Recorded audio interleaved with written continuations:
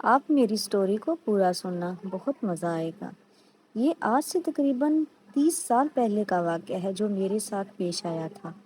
میں اپنی نوکری کے لیے سکھر آیا تھا۔ یہاں میرے ماموں رہتے تھے تو کچھ دن میں ان کے گھر ٹھہر گیا جب تک کہیں اور میرا رہنے کا بندوبست نہیں ہو جاتا۔ ماموں جان کے گھر میں کئی سالوں کے بعد آیا تھا۔ بچپن میں کبھی اماں جان کے ساتھ آیا کرتا تھا۔ ابھی کچھ دن ہی گزرے تھے کہ نئی نئی نوکری تھی، میں اس میں الجھا ہوا تھا۔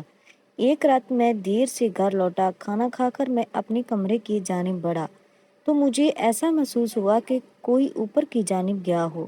میرا کمرہ زینے کے سامنے تھا اور اوپر ایک کمرہ تھا جو بند پڑا تھا۔ ماموں نے مجھے پہلے دن ہی وہاں جانے سے منع کیا تھا۔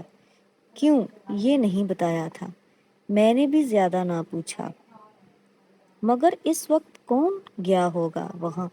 یہ سوچ کر میں اوپر چلا گیا۔ کمرے کے باہر پہنچا تھا کہ اندر سے مجھے کسی کے ہنسنے کی آواز آئی۔ دل بری طرح دھڑکا۔ فطری تجسس کے باعث میں نے دروازہ کھولا۔ اندر کوئی بھی نہیں تھا۔ میں نے نظر گھما کر چاروں جانب دیکھا۔ کمرہ عرصہ بند رہنے کی وجہ سے گرد آلودہ ہو رہا تھا۔ آوازوں کو اپنا وہم جان کر میں پلٹنے ہی لگا تھا کہ میری ممانی نے مجھے پیچھے سے پکارا۔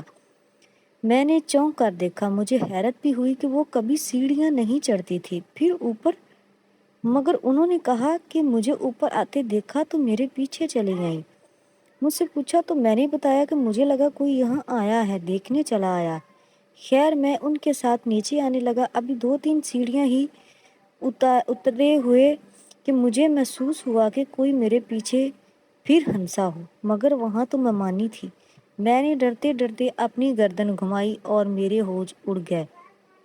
میرے پیچھے ممانی کی بجائے ایک جھلسے ہوئے چہرے والی لڑکی کھڑی تھی جس کی آنکھیں سرخ تھی۔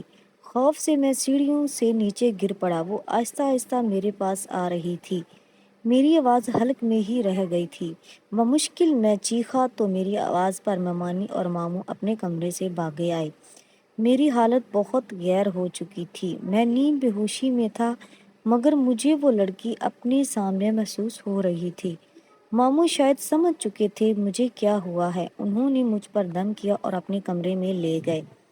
کچھ دن بعد جا کر میری حالت بہتر ہوئی۔ میں نے اس رات کا تمام حال کہہ سنایا تو ماموں نے بتایا کہ اوپر بند کمرے میں اسیب ہیں، اس لیے وہاں کوئی نہیں جاتا، مگر وہ کسی کو نقصان نہیں پہنچاتے۔ تم نے شاید وہ دروازہ کھولا ہوگا، اس لیے تمہارے ساتھ ایسا ہوا۔ اس کے بعد میں جتنا وقت بھی ان کے گھر رہا، کبھی زینے کے پاس بھی کھڑا نہیں ہوا۔ اگر ویڈیو اچھی لگی تو ویڈیو کو لائک کریں اور چینل کو سبسکرائب کریں۔